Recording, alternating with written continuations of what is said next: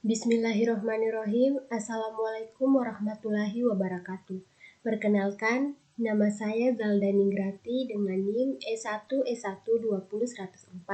Pada kesempatan kali ini, saya akan menjelaskan mengenai tugas final sistem operasi, yaitu trace pada sistem operasi. Yang pertama yaitu konsep dasar. Thread merupakan unit dasar dari penggunaan CPU yang terdiri dari thread ID, program counter, register set, dan state. Sebuah thread berbagi kode section, data section, dan sumber daya sistem operasi dengan thread lain yang dimiliki oleh proses yang sama. Thread juga sering disebut lightweight process, sebuah proses tradisional atau heavyweight proses yang mempunyai thread tunggal yang berfungsi sebagai pengendali. Perbedaannya ialah proses dengan thread yang banyak mengerjakan lebih dari satu tugas pada satu satuan waktu. Nah, yang ini adalah single-threaded process, sedangkan yang ini multi-threaded process. Pada umumnya, perangkat lunak yang berjalan pada komputer modern dirancang secara multithreading. Sebuah aplikasi biasanya diimplementasi sebagai proses yang terpisah dengan beberapa thread yang berfungsi sebagai pengendali. Contohnya, sebuah web browser mempunyai thread untuk menampilkan gambar atau tulisan, sedangkan thread yang lain berfungsi sebagai penerima data dari network. Sekarang ini, banyak sistem operasi yang telah mendukung proses multithreading. Setiap sistem operasi memiliki konsep tersendiri dalam pengimplementasinya. Sistem operasi dapat mendukung thread pada tingkatan kernel maupun tingkatan pengguna.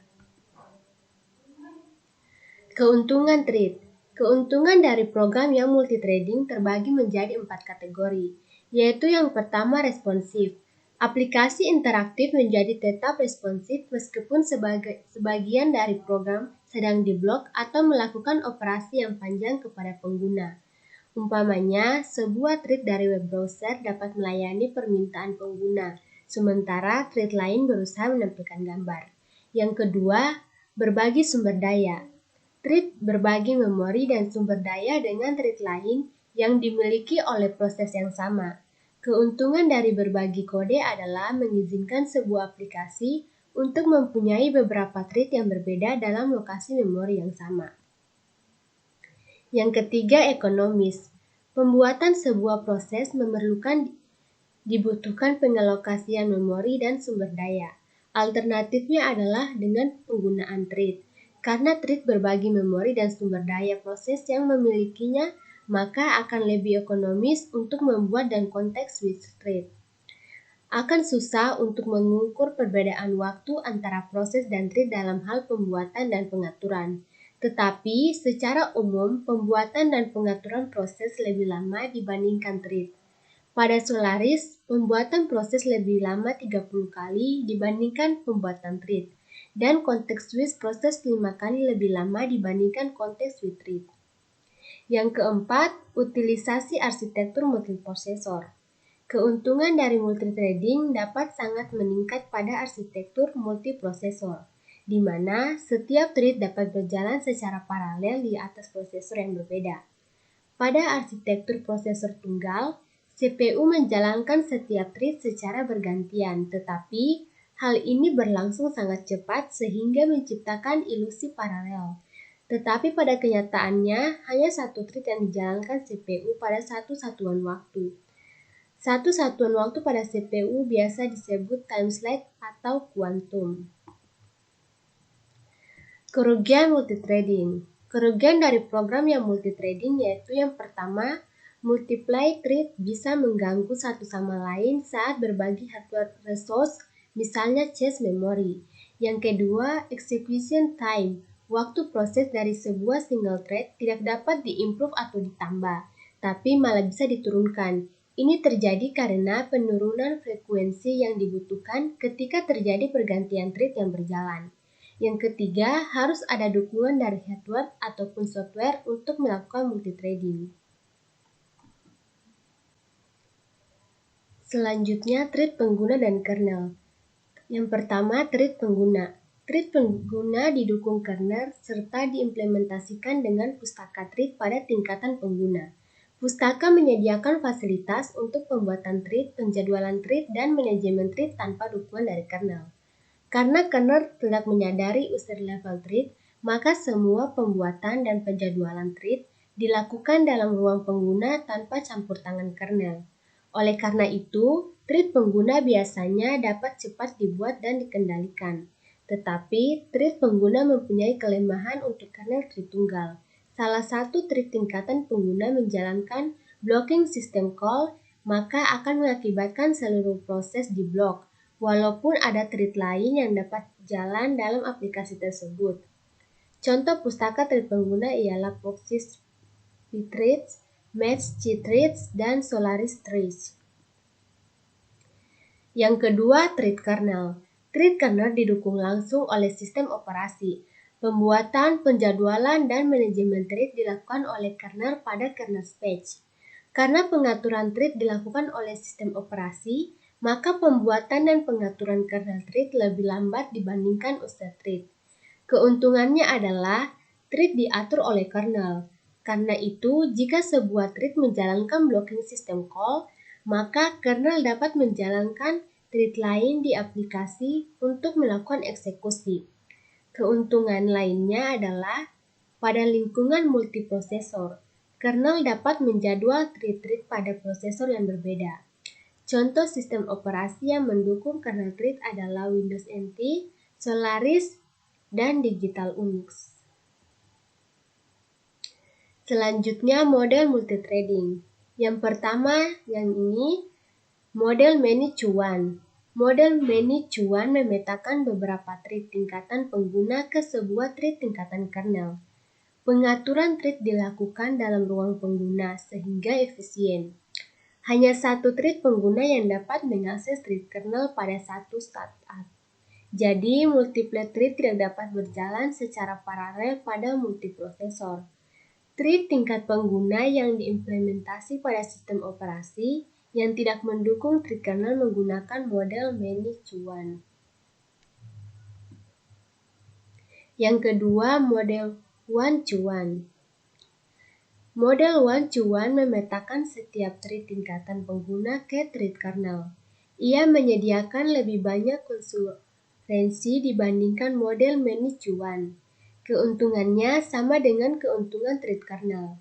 Kelemahannya model ini ialah setiap pembuatan thread pengguna memerlukan pembuatan thread kernel. Karena pembuatan thread dapat menurunkan kinerja dari sebuah aplikasi, maka implementasi dari model ini jumlah thread dibatasi oleh sistem. Contoh sistem operasi yang mendukung model one to one ialah Windows NT dan OS 2. Yang ketiga, model many to many. Model many to many memultiplex banyak thread tingkatan pengguna ke thread kernel yang jumlahnya lebih sedikit atau sama dengan tingkatan pengguna thread. Jumlah thread kernel dapat spesifik untuk sebagian aplikasi atau sebagian mesin. Many to one model mengizinkan developer untuk membuat user thread sebanyak yang ia mau. Tetapi konsulensi tidak dapat diperoleh karena hanya satu thread yang dapat dijadwal oleh kernel pada suatu waktu. One to one menghasilkan konsulensi yang lebih, tetapi developer harus hati-hati untuk tidak menciptakan terlalu banyak thread dalam suatu aplikasi.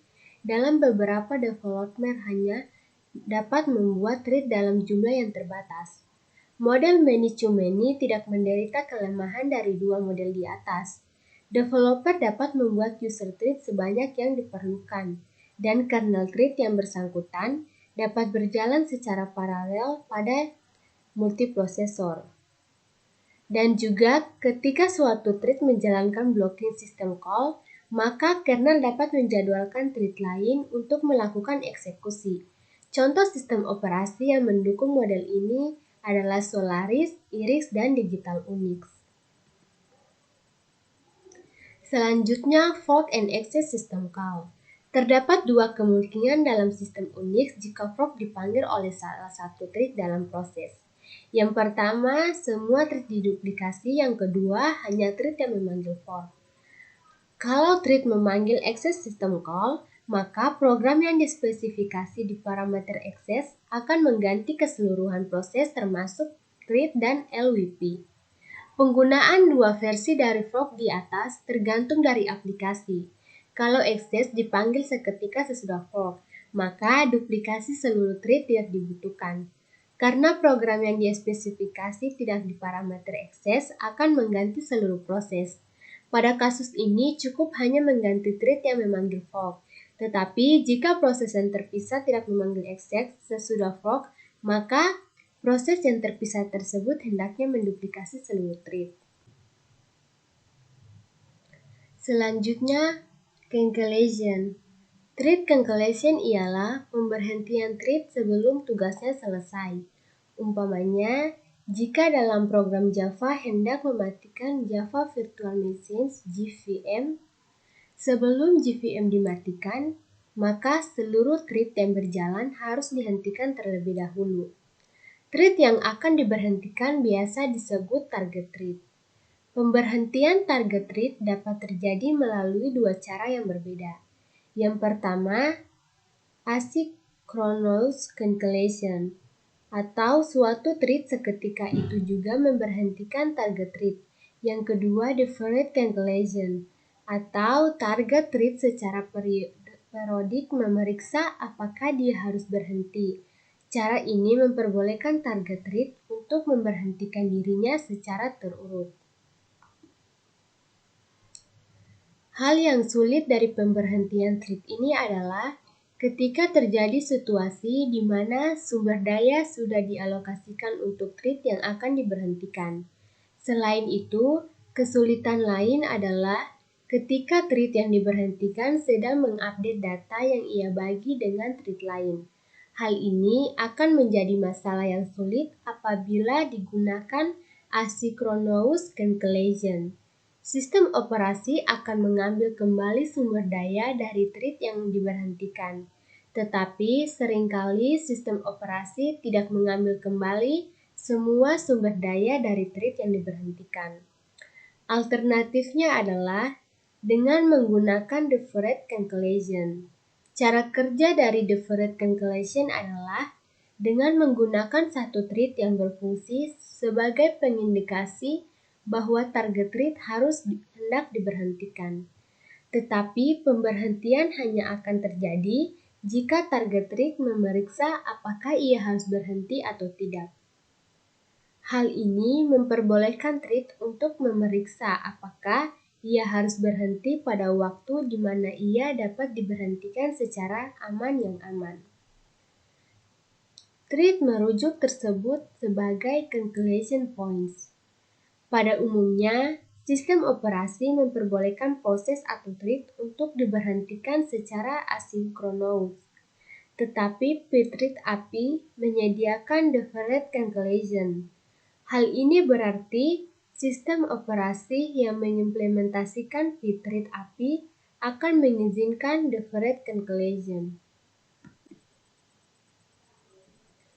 Selanjutnya, penanganan sinyal. Penanganan sinyal pada program yang hanya memakai thread tunggal cukup mudah, yaitu hanya dengan mengirimkan sinyal ke prosesnya. Tetapi mengirimkan sinyal lebih rumit pada program yang multithreading, karena sebuah proses dapat memiliki thread. Secara umum ada 4 pilihan kemana sinyal harus dikirim. Yang pertama, mengirimkan sinyal ke thread yang dituju oleh sinyal tersebut. Yang kedua, mengirimkan sinyal ke setiap thread pada proses tersebut. Yang ketiga, mengirimkan sinyal ke thread tertentu dalam proses. Yang keempat, menugaskan thread khusus untuk menerima semua sinyal yang ditujukan pada proses. Cara untuk mengirimkan sebuah sinyal tergantung dari jenis sinyal yang dimunculkan. Sebagai contoh, sinyal sinkronous perlu dikirimkan ke thread yang memunculkan sinyal tersebut, bukan thread lain pada proses tersebut. Tetapi situasi dengan sinyal asinkronous menjadi tidak jelas. Beberapa sinyal asinkronous seperti sinyal yang berfungsi untuk mematikan proses, contoh ALT F4, harus dikirim ke semua thread. Beberapa versi Unix yang multithreading mengizinkan thread menerima sinyal yang akan ia terima dan menolak sinyal yang akan ia tolak. Karena itu, sinyal asinkronous hanya dikirimkan ke thread yang tidak memblok sinyal tersebut. Solaris 2 mengimplementasikan pilihan keempat untuk menangani sinyal. Windows 2000 tidak menyediakan fasilitas untuk mendukung sinyal. Sebagai gantinya, Windows 2000 menggunakan Asynchronous Procedure Calls atau APCS. Fasilitas APC memperbolehkan user thread untuk memanggil fungsi tertentu ketika user thread menerima notifikasi peristiwa tertentu. Thread pulse. Pada web server yang multithreading, ada dua masalah yang timbul, yaitu yang pertama, ukuran waktu yang diperlukan untuk menciptakan thread untuk melayani permintaan yang diajukan terlebih pada kenyataannya thread dibuang seketika sesudah ia menyelesaikan tugasnya. Yang kedua, pembuatan thread yang tidak terbatas jumlahnya dapat menurunkan performa dari sistem. Solusinya adalah dengan penggunaan thread pulse. Cara kerjanya adalah dengan membuat beberapa thread pada proses startup dan menempatkan mereka ke pulse, di mana mereka duduk diam dan menunggu untuk bekerja. Jadi, ketika server menerima permintaan, maka ia akan membangunkan thread dari pool, dan jika thread tersedia, maka permintaan tersebut akan dilayani. Ketika thread sudah selesai mengerjakan tugasnya, maka ia kembali ke pool dan menunggu pekerjaan lainnya. Bila tidak thread yang tersedia pada saat dibutuhkan, maka server menunggu sampai ada satu thread yang bebas. Keuntungan thread pool yaitu yang pertama, biasanya lebih cepat untuk melayani permintaan dengan thread yang ada dibanding dengan menunggu thread baru dibuat. Yang kedua, thread pool membatasi jumlah thread yang ada pada suatu waktu. Hal ini penting pada sistem yang tidak dapat mendukung banyak thread yang berjalan secara konsekuen. Jumlah thread dalam pool dapat tergantung dari jumlah CPU dalam sistem, jumlah memori fisik, dan jumlah permintaan klien yang konsulen. Thread Specific Data. Thread yang dimiliki oleh suatu proses memang berbagi data, tetapi setiap thread mungkin membutuhkan duplikat dari data tertentu untuk dirinya sendiri dalam keadaan tertentu. Data ini disebut thread specific data. Pthreads.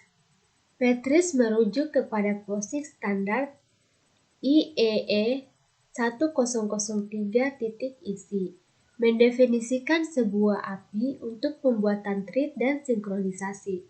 Pthread adalah spesifikasi untuk thread dan bukan merupakan suatu implementasi. Desainer sistem operasi boleh mengimplementasikan spesifikasi tersebut dalam berbagai cara yang mereka inginkan. Secara umum, pustaka yang mengimplementasikan Pthreads dilarang pada sistem berbasis Unix seperti Solaris 2. Sistem operasi Windows secara umum belum mendukung Pthreads walaupun versi shareware-nya sudah ada di domain publik. Demikianlah video penjelasan dari saya. Lebih dan kurangnya mohon dimaafkan, dan saya tutup dengan ucapan wassalamualaikum warahmatullahi wabarakatuh.